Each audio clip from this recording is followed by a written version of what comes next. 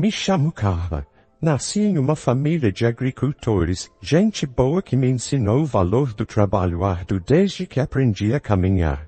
Nossos dias começavam cedo, antes de o sol nascer, cuidando dos animais e das plantações. A vida era simples naquela época. Eu ia para a escola, voltava para casa e ajudava na fazenda. Os fins de semana eram para passar tempo com a família e colocar as tarefas em dia. Era tudo que eu conhecia e eu estava feliz com isso. Mas as coisas mudaram depois que me formei na escola secundária. Meus pais, que Deus os abençoe, queriam mais para mim do que uma vida na fazenda. Uma noite, durante o jantar, meu pai me disse: Carla, sua mãe e eu conversamos e achamos que você deveria ir para a universidade. E assim, meu mundo se expandiu. Fiz as malas e me mudei para a cidade, um lugar tão diferente do que eu estava acostumada que parecia outro mundo. A universidade foi uma experiência, as aulas eram interessantes, mas foram as pessoas que me abriram os olhos. Os estudantes vinham de diferentes origens, com sonhos e planos que eu nunca tinha imaginado. Então conheci Breno no meu terceiro ano. Ele era encantador, seguro de si e muito diferente dos rapazes da fazenda. Breno parecia saber exatamente o que queria da vida. A vida é curta demais para passar o tempo todo trabalhando, dizia ele, deitado na grama fora da biblioteca. Devemos aproveitá-la enquanto somos jovens. Fiquei encantada. Ele fazia a vida parecer uma aventura, e não apenas uma lista de tarefas. Começamos a namorar. E antes que eu percebesse, estávamos falando em nos casar.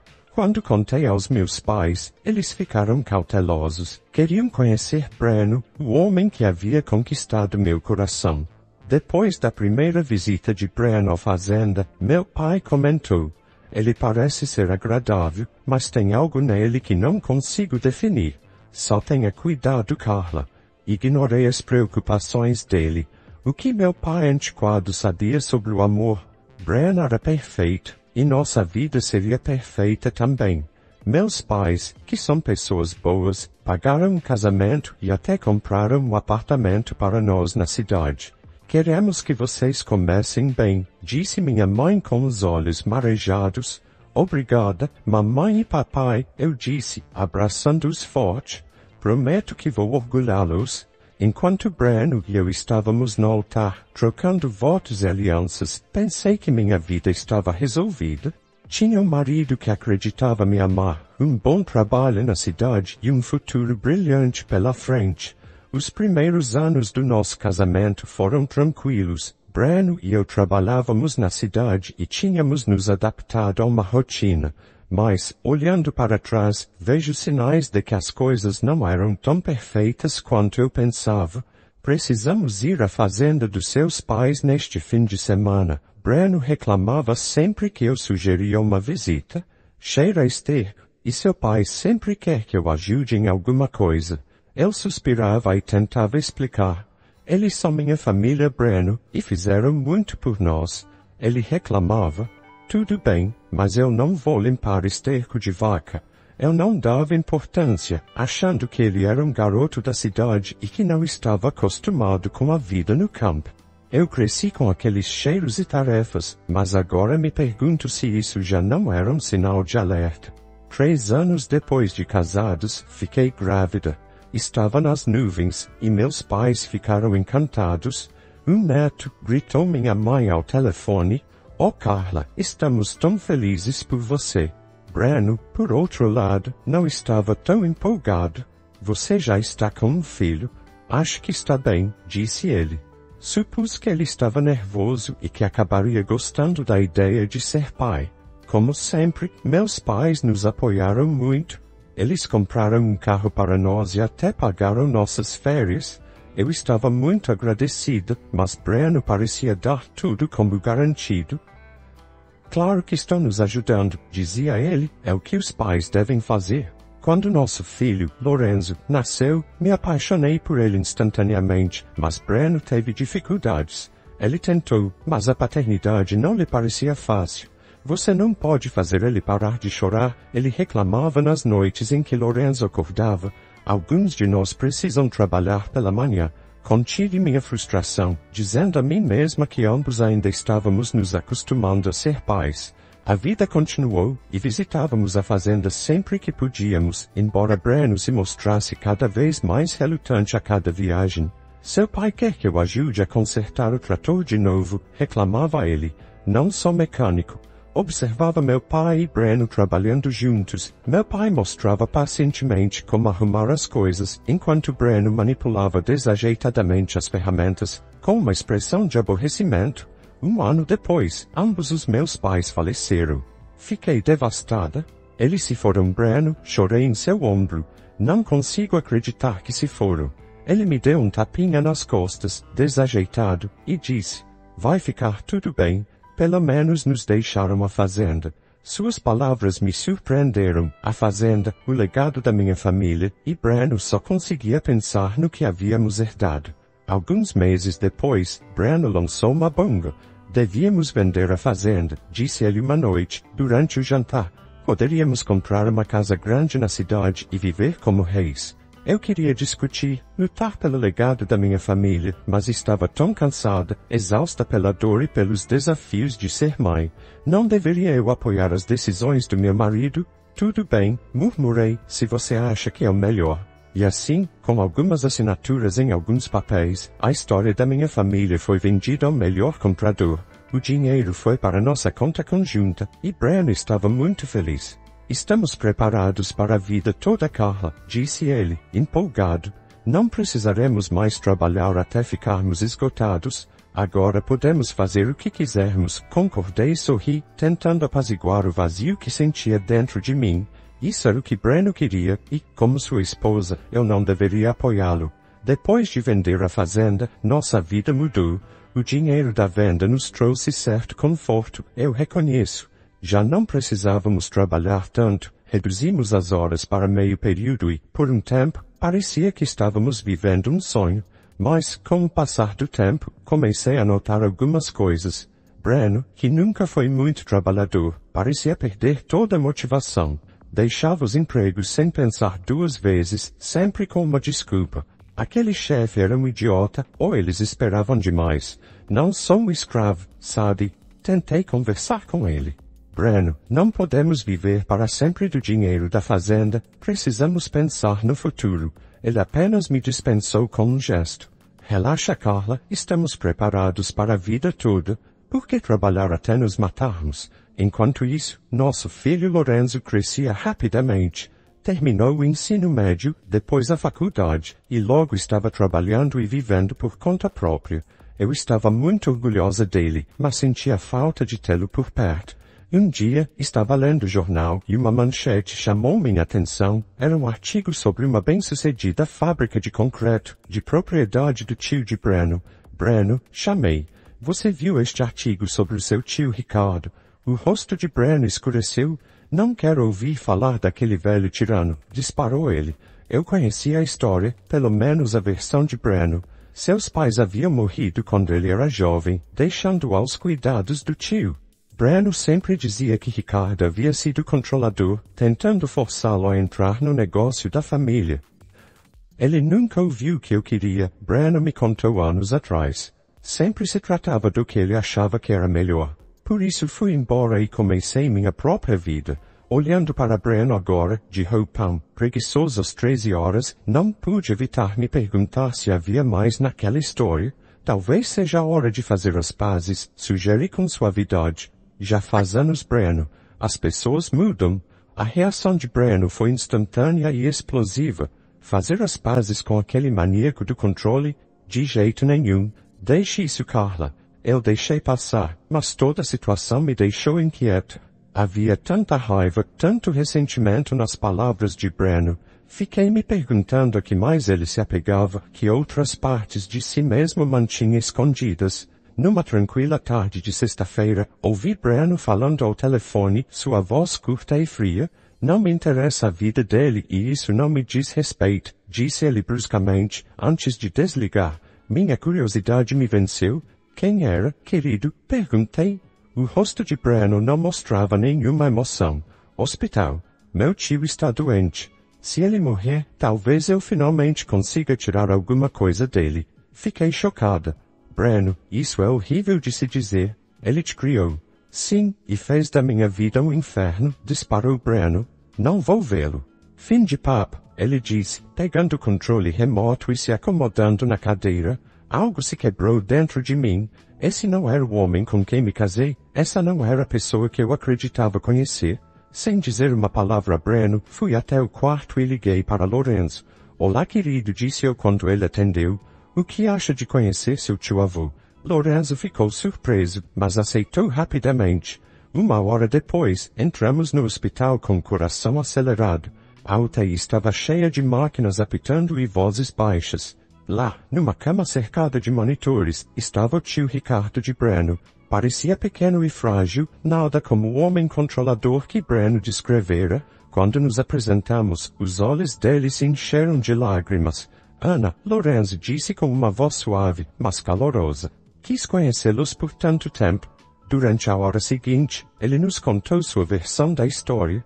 Explicou como acolheu Breno depois que os pais dele morreram, criando como se fosse seu próprio filho.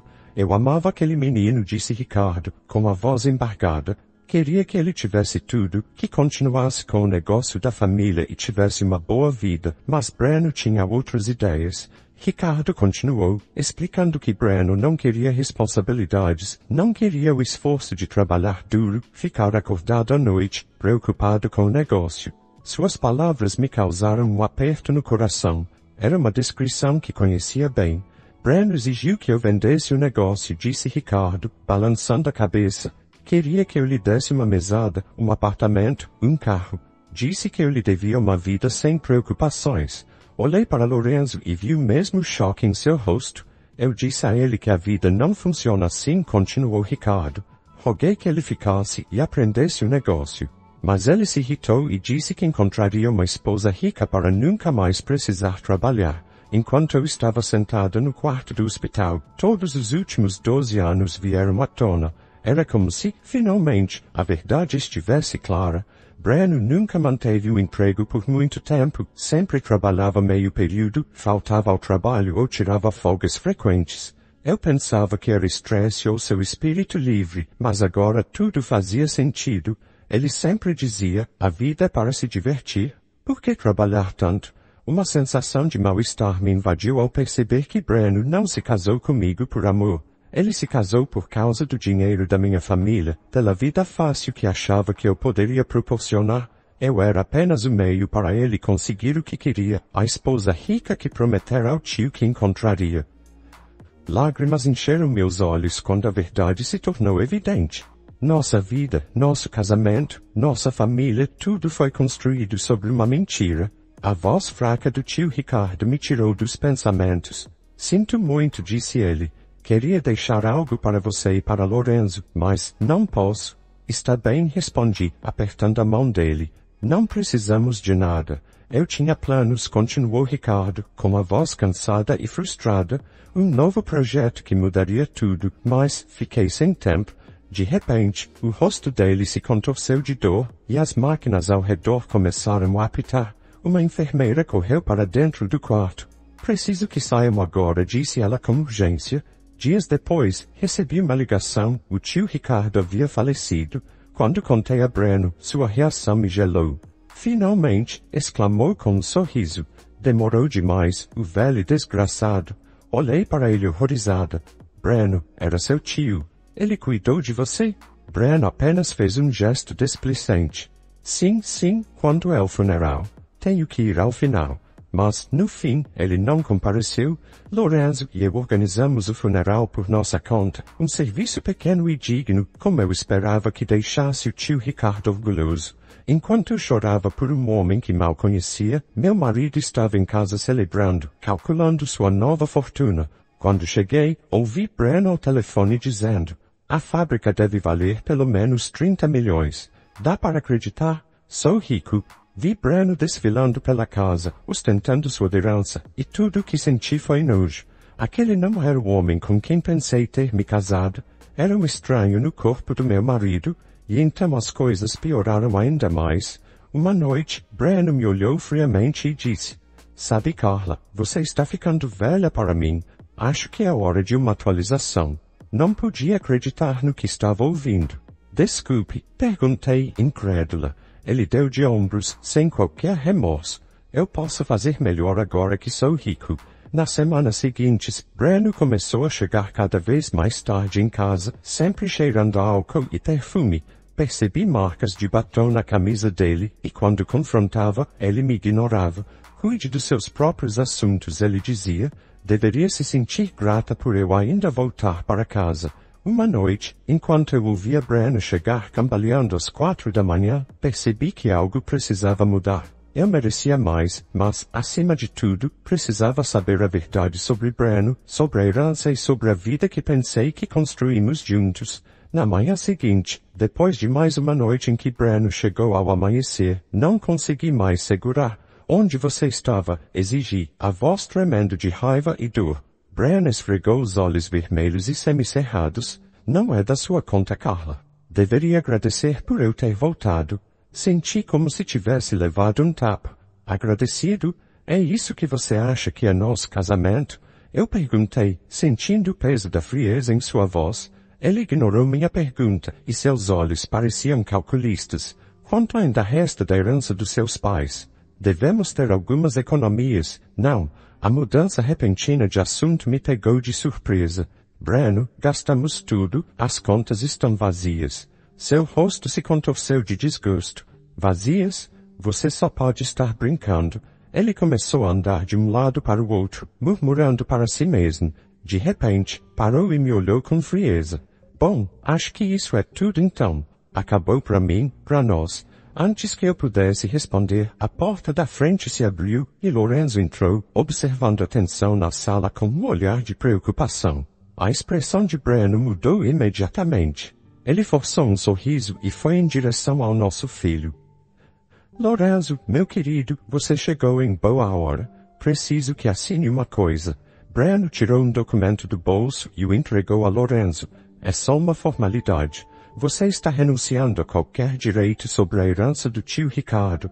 Como não há testamento, tudo me pertence de qualquer forma. Lorenzo parecia confuso e me olhou em busca de orientação. Após um breve aceno de cabeça meu, ele assinou o papel sem hesitar. O sorriso de Breno era de triunfo ao pegar o documento de volta. Então, como se o interruptor tivesse sido acionado, ele se virou para mim com uma voz fria e impiedosa. Quero o divórcio, disse.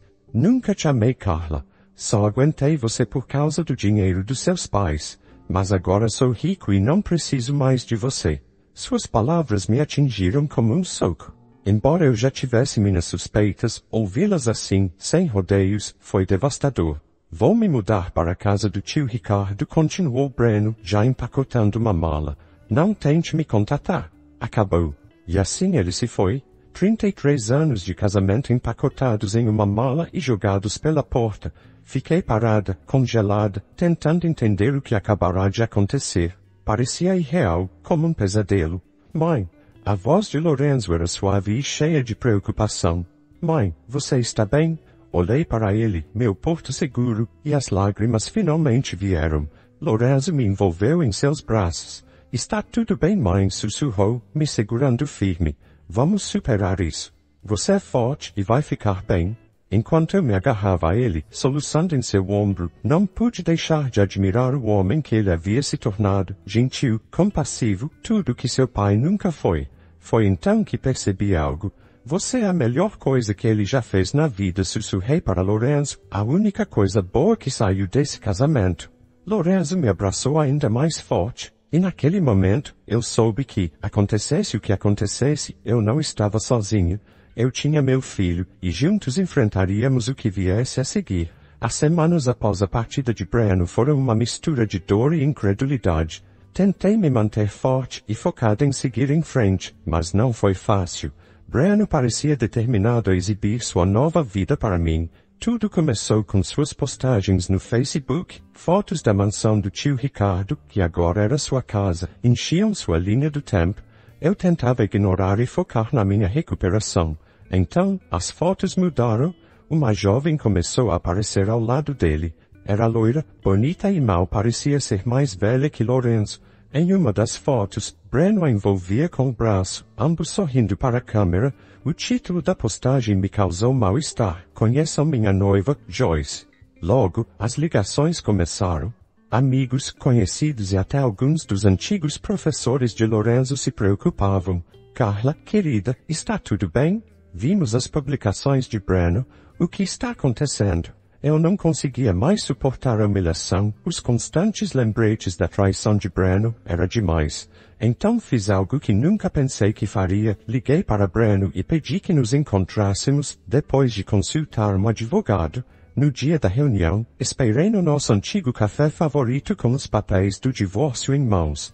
Breno entrou de braços dados com Joyce, que não parecia ter mais que 27 anos, o rosto coberto de maquiagem, rindo de algo que ele sussurrara no ouvido dela. Olha só, sorriu Breno, puxando uma cadeira para Joyce. Se não é a velha bola e corrente. Ele se virou para ela e disse, com ironia, Joyce querida, essa é a Carla, a esposa original.